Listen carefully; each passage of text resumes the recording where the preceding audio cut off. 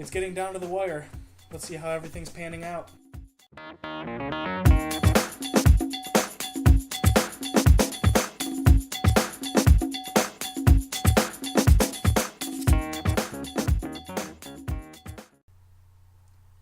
Pretty much just did this background because it's fall, believe it or not. It doesn't look like it out there, but this is the only background relatively close to anything fall. Looks like Mike Rowe painting, guy from Dirty Jobs.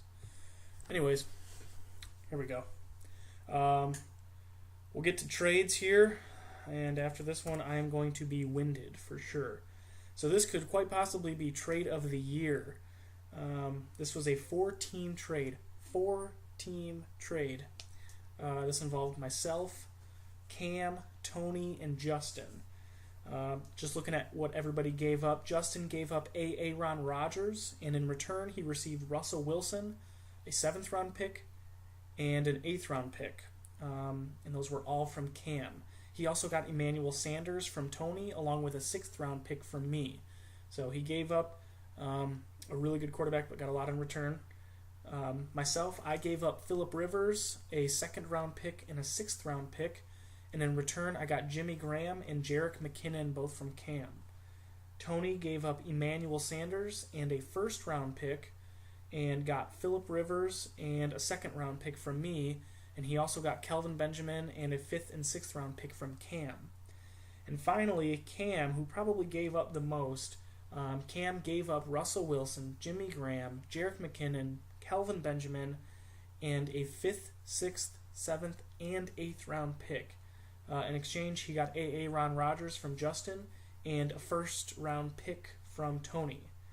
So I know that was a lot to get through. I think everyone actually benefited from this, some more than others, and definitely everyone benefited in different areas, but I think everyone came away with an advantage there. Another big trade, before this, actually, this is kind of how it all developed. Justin traded Drew Brees, Jordy Nelson, Anquan Bolden, and Mike Wallace to Rick for Aaron Rodgers, Alfred Blue, DeAndre Hopkins, and Roddy White. Obviously, this occurred, before the draft, as I just mentioned. When I took initially, I was like, man, Justin just got Aaron Rodgers. This is great. His team just got that much better.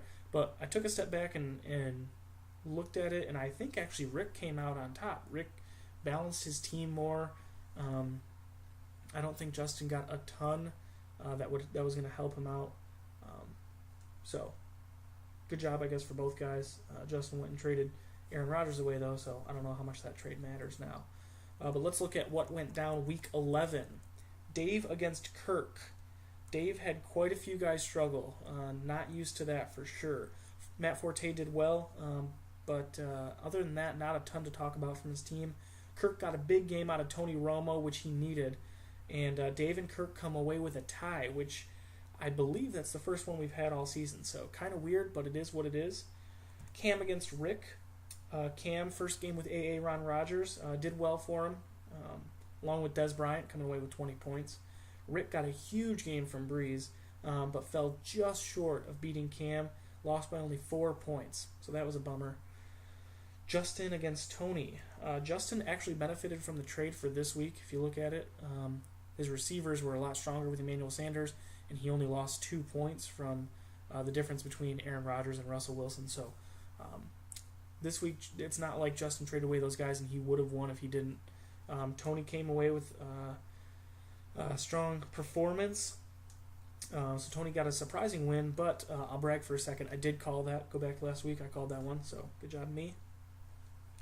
Nate against Evan. Although Evan struggled again, I'm sure he was glad to see LaShawn McCoy finally go off, both for his fantasy team and the fact that he's a Philly fan. So that was good. I think he got 19. Nate got a big boost from Brady, which is unfortunate because he was against the Lions, along with Alfred Morris getting 18. So Nate got the win there. Jessica against Micah. I believe this was matchup of the week. Micah's team decided to take the week off, apparently. Odell Beckham Jr. went off for 26 points, which sucks for me because I drafted him and then let him go. But other than that, not a ton from Micah's team, so Jessica got the win. And then myself against Tyler.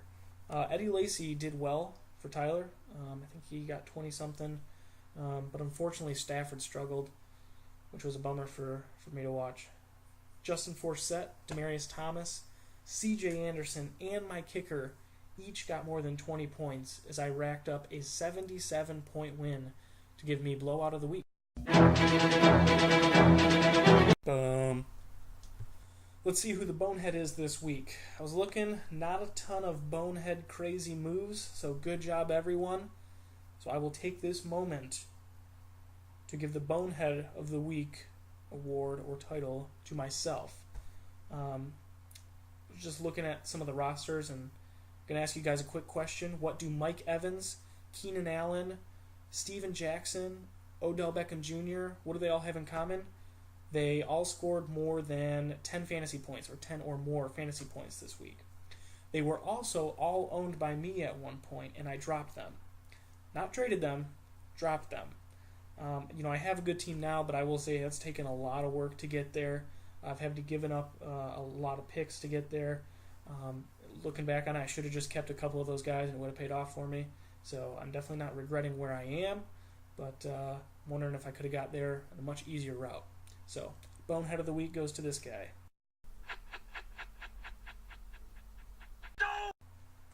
Let's see where I was right, where I was wrong. I said Dave, Cam, Tony, Nate, Micah, and myself would all win. So I got the Micah pick wrong and kind of the Dave pick wrong because he tied. I don't know. Looking at the standings, Dave is still at the top of the East, but with a tie, he's now only a half a game above me. Oh, I'm so close. Micah with a loss is 7-5 now, and since Nate won, that moves Nate up to first in the West. So Nate went from, I think, being ranked 5th in the playoffs to jumping to 2nd now, and vice versa for Micah. I think he went from 2nd to 5th. But looking at the playoff schedule, if the playoffs were to start today, Dave would still be playing Tony, I would be playing Cam, Jessica would be playing Micah, and Nate would be playing Justin. So some good matchups there. Kirk still just one game back of the playoffs right now. But I kind of weird because of that half game tie. But he'd have to win both games and have Tony lose both games in order to get in. Rick, Evan, and Tyler are all eliminated from playoff contention. Some of those may have happened earlier, and I just didn't mention it. So we got 2 weeks left, guys and gal. So let's look at the matchups. The second to last week, we're going to start with Tyler versus Dave. Tyler's got some favorable matchups this week. It seems like he does a lot of times. I think Stafford will finally get back on track with Thanksgiving. Jeremy Hill's against Tampa Bay, which helps. For Dave, he's got some tough matchups with Forte against Detroit, Jordan Matthews against the Cowboys, and the Green Bay defense against New England. So I'm going to give a surprise win to Tyler. Kirk against Cam. Cam made that big trade, and he's definitely hoping it pays off. Kirk's got some good matchups, though, and Kirk will definitely go down swinging. He's not just going to go down laying down. Cam's team is just filthy, though, right now, if you look at that roster, so I'll give Cam the win. Rick against Justin. Currently, ESPN is projecting Rick and Justin's game to be very close. Unfortunately for Rick, those projections do not take into effect Le'Veon Bell and Arian Foster, who are sitting on Justin's bench, so I'll give Justin the win there. Tony against Nate. I'll eat some crow. I'll do that right now. I did not think Josh Gordon would be as good as he was coming off a 10-game suspension, but he was. He was very good, not just in fantasy sense, but, I mean, you look at some of those highlights and he looked good. I think that'll help Tony a lot more, give him a little bit of hope, projecting Tony to win this one, potentially bumping Nate out of first place in the West. So I think that could go back and forth with Cam, Nate, and Micah all kind of up there. Evan against Jessica. I think LaShawn McCoy is going to go off against Dallas. It's just one of those rivalry games. I think both teams are going to play their best. I think LaShawn McCoy is going to come to play. I think last week he must have had that super drink from Space Jam, which was just water. Spoiler alert. But he showed why he was a top 3 prospect at the beginning of the season in terms of fantasy purposes. Jessica's team has just too many options, though. She's not relying on one guy, so I'll give Jessica the win. Matchup of the week. It's Micah against myself for a few reasons. First off, Micah and I pretty much watch football together every weekend, seems, so we're always giving each other crap. So that's just kind of a personal benefit of this. Also, Micah needs a win to get back into the hunt for first in the West. That would give him a number 2 seed overall. I need a win to keep pace with Dave and go for the number 1 seed. I'm playing Dave next week, so I really need a win just to stay in the mix. And we both have similar records right now. Both have pretty good teams. So let's see how the matchups look. At quarterback, Tannehill looked really good against a pretty good Denver team, and Flacco did not do what I hope he would. I was trading away Phillip Rivers, banking on Flacco doing well. That did not necessarily go the way I thought it would. So I'll give the advantage to Micah. Marshawn Lynch, a.k.a. Base Mode, against Justin Forsett. It's really tough. Both guys are pretty good. They've both been a little bit streaky, but I'll go with the hot hand right now. I'll give a narrow margin to Forsett. Gio Bernard versus Mark Ingram. Jeremy Hill has taken a lot of would-be points away from Gio, and Mark Ingram, although he struggled last week, I think he'll get the edge for me. Demaryius Thomas versus Randall Cobb. New England's defense looked really good against the Lions, so I'll say Demaryius gets the lead on that one. Jeremy Maclin versus Brandon Marshall. Dallas versus Philly. That's a big rivalry, as I mentioned. So I think everyone will be at their best, but I'll give the advantage to Maclin. Julius Thomas versus Jimmy Graham. Julius Thomas just not what he was at the beginning of the year. He had that one outlier week recently where he had 20-some points, but other than that, it's kind of been a downward trend. Jimmy got 2 touchdowns last night, so I'll go with Graham. Odell Beckham Jr. versus C.J. Anderson. As good as C.J. Anderson has been the past few weeks, Odell's one-handed grab alone gives him the edge in this one. If you haven't seen it, check it out. That was ridiculous. Looking at the defenses, New York Giants defense versus Arizona defense. The Giants are against Jacksonville, but Arizona is the better defense in my opinion. Unfortunately, Arizona plays Atlanta, which could be good, but Atlanta's home, and Matt Ryan looks usually pretty good at home. So I'll go with the advantage to Micah. Finally, Caleb Sturgis versus Cody Parkey. Miami has moved the ball well lately. Again, I mentioned Tannehill, so I'm going to give the nod to Sturgis. And doing a quick basic math, which I am awesome at. Looks like by a narrow margin, I'm going to give Micah the win this week.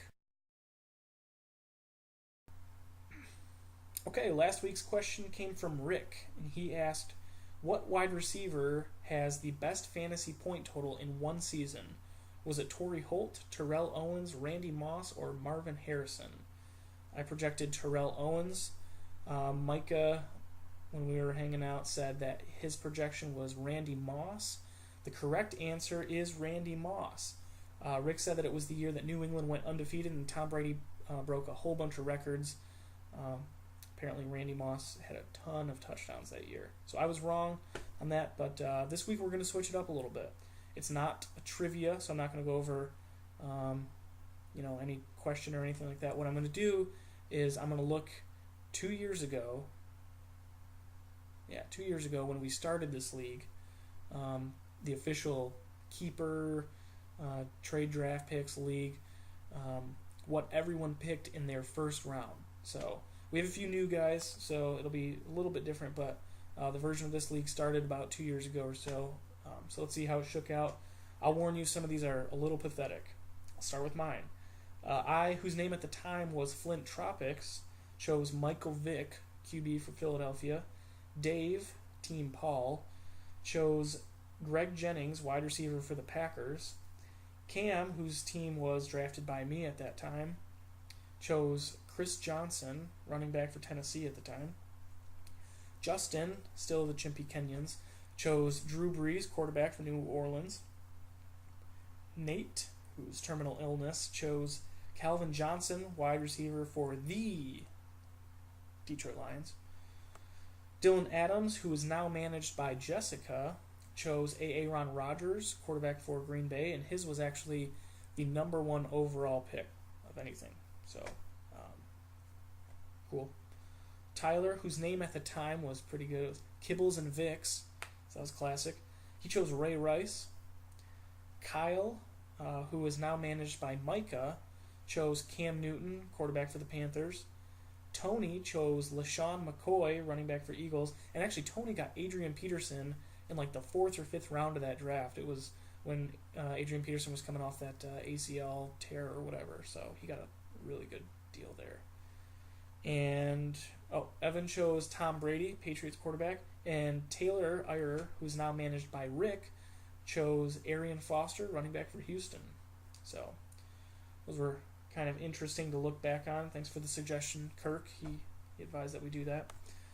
Okay, a couple of housekeeping things to get to. We'll wrap this up. First off, a reminder, you will not be able to trade players once playoffs start. So now every trade has to get approved by either myself or Kirk, who I gave responsibility to for that as well. So you won't be able to trade once playoffs start. So you have just 2 weeks left. You can trade picks for picks, however. Also, based on... and if you were wondering, I want to trade keepers or whatever, wait until the end of the season to do that. After the season is over, if you really wanted to trade keepers, we can do that. Based on the voting, it looks like we'll be moving to the new draft order system, where the person that finishes 9th, so the first person to not make the playoffs, will get the first overall pick. There is a change, though, for the people that do make the playoffs, which I'll get into now with a fancy visual. Alright everyone, last week we determined how the draft order would work for those that didn't make the playoffs, but this week we're going to go over what happens if you do make the playoffs. I was thinking, and along with the input of a few others, what happens if someone loses in the first round? What prevents them from not trying anymore? So, along with the help of Micah, I've developed this bracket. We all know how the playoffs work. If you win in round 1, which in this diagram is red, then you move on to round 2, which is green. Winning in that round places you in the finals, where you play for either the first or second place. But what happens if you lose in the first round? If you lose in the first round, you will be placed in the round 1 losers bracket. The losers of games 1 and 2 will face off, as will the losers of games 3 and 4. Those that win those games will then play each other for 5th and 6th place.